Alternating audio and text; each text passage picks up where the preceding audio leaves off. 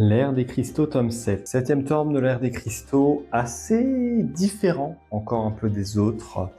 Même si je pense que le prochain tome sera encore plus différent et proposera des trucs de fou. On a, comme moi un peu sur la couverture, Fausse qui dans le précédent tome avait perdu sa tête et qui va réussir à recevoir la tête de Lapis Lazuli, une tête de remplacement. C'est assez mal parti parce qu'en vrai, la tête c'est un peu comme une partie de l'âme qui maintient un peu la plupart des souvenirs. Donc est-ce que mettre une tête d'une personne différente, ça ne posera pas des petits soucis?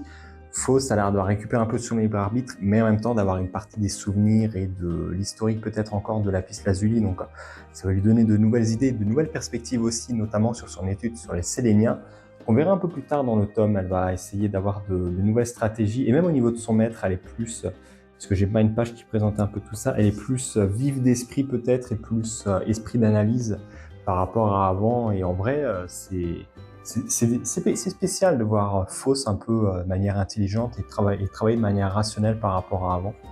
J'avoue, c'est pas quelque chose qu'on a l'habitude et sur lequel je m'attendais de voir ça.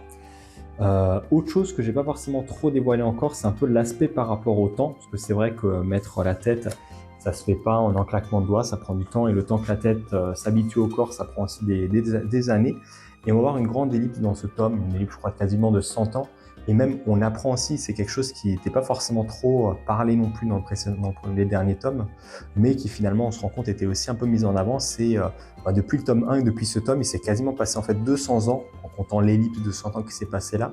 Et ouais, c'est quelque chose qu'on voit pas forcément trop, en fait, on suit un peu leur quotidien, mais moi je me disais, allez, c'est peut-être sur 1 ou 2 ans. Finalement, il y a plusieurs années qui sont passées, plusieurs cycles, les personnages qui ont évolué, qui ont essayé de grandir, et le temps qui est passé, ils ont essayé de subir encore des attaques et tout ça. Et ouais, c'est très particulier. Et c'est peut-être encore un truc qu'on voit aussi peut-être un peu avec les pages de couverture, qui sont toujours bien parce que ça présente un peu des personnages, mais là vous voyez qu'il y a peut-être des personnages qu'on voyait dans les précédents tomes qu'on voit pas.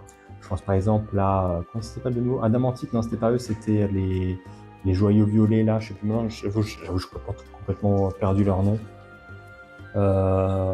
Ouais, je sais plus, en gros d'autres personnages, ou même Bort, si Bort est là encore, les personnages principaux vraiment ils sont, mais il y a certains personnages qu'on voit pas, donc on se pose des fois la question, est-ce qu'ils auraient pas disparu, est-ce qu'ils auraient pas été capturés par les Séléniens, ou est-ce que on les reverra peut-être plus tard? C'est très particulier, je trouve, la manière de narrer le récit. Et c'est pareil dans ce tome, et même le précédent, avec des personnages qu'on n'avait encore jamais vus, donc, mais pourtant que nos héros avaient l'air de connaître. Donc, est-ce que c'est parce qu'ils sont venus il y a seulement quelques années, donc ils les connaissaient déjà un peu comme ça, ou est-ce que ils étaient là depuis le début, mais ils n'étaient pas forcément trop montrés, ils avaient peut-être une autre mission, et du coup, on les découvre par ce prisme. Je trouve ça de manière très intéressante de présenter des persos. Et toi, t'en penses quoi?